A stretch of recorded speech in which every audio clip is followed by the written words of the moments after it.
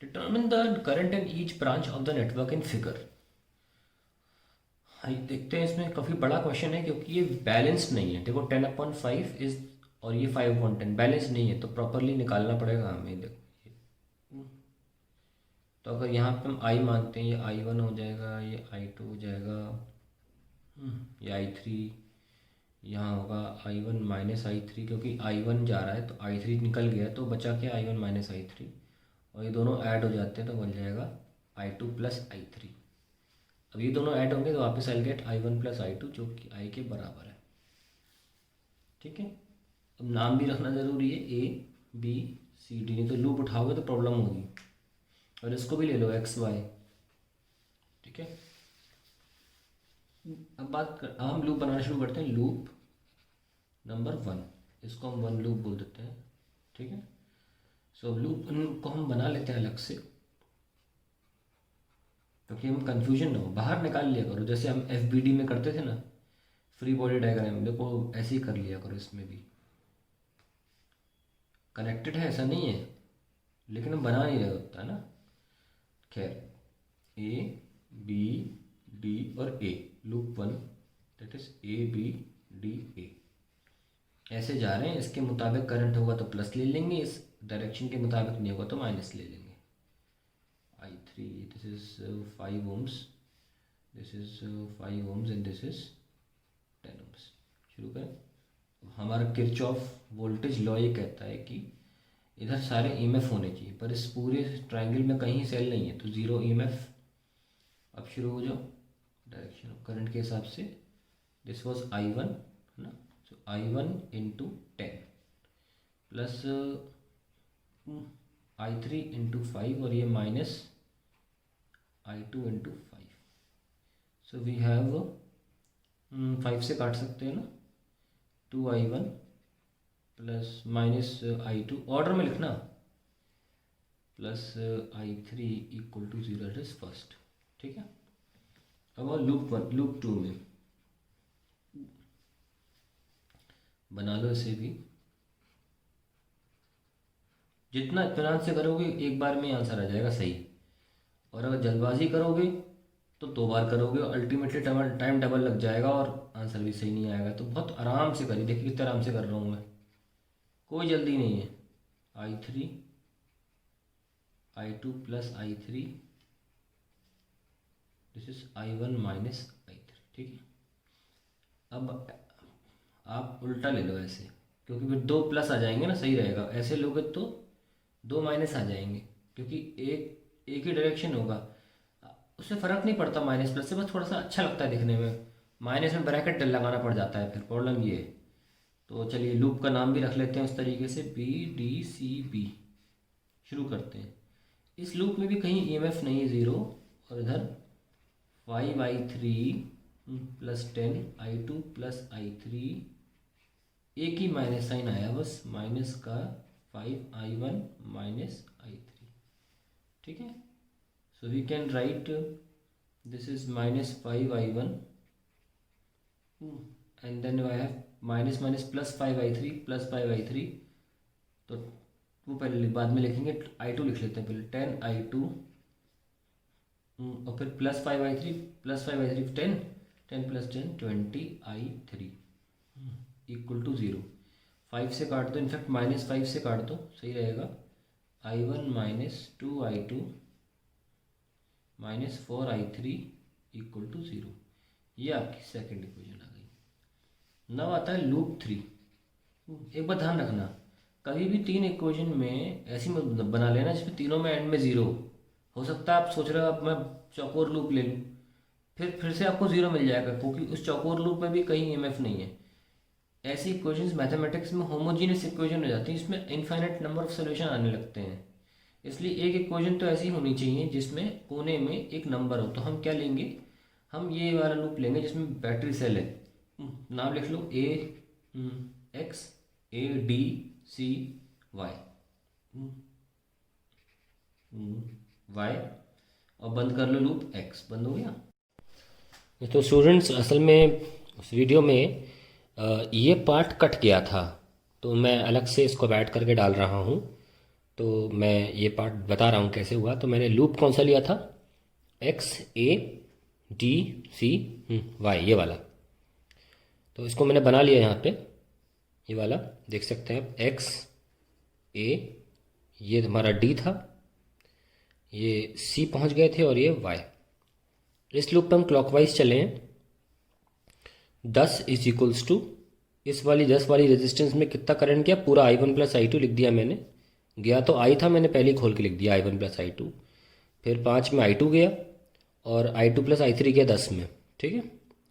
फिर हमने लिखा 10 is equals to 10 into I1, 10 I1, और कहीं I1 है नहीं, फिर 10 I2, 5 I2 15, और 10 I2 यहाँ से 25 I2, फिर 10 I3, ठीक है। अब मैंने इस पूरे इक्वेशन को 5 से डिवाइड किया। 5 2 ज़ा 5 2 ज़ा 5 5 ज़ा 5 2 ज़ा, तो हमारे पास थर्ड इक्वेशन ऐसे आई है। तो ये कट गया था, इस वजह से मुझे दोबारा ये ऐड कर, मैं उसमें ऐड कर रहा हूँ ना, उसके बाद ये कंटिन्यू हो जाएगा वीडियो जहाँ से हमने करना था। बना ली।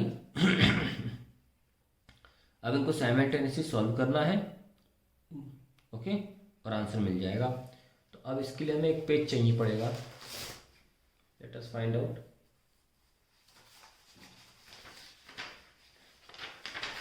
मैं मैट्रिक्स मेथड से करूँगा, ध्यान रखिएगा, क्योंकि अगर आपने इनको साइमल्टेनियसली सॉल्व किया तो आपका धुआं निकल जाएगा लिटरली, क्योंकि बहुत ज़्यादा कॉम्प्लेक्स नंबर्स हैं।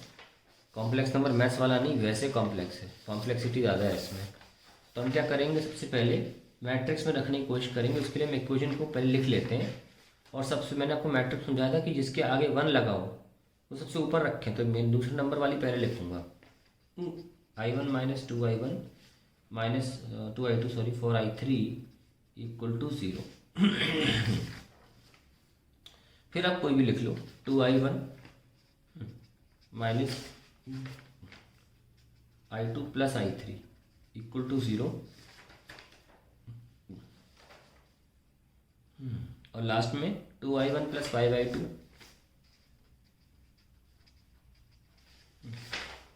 Plus 2I3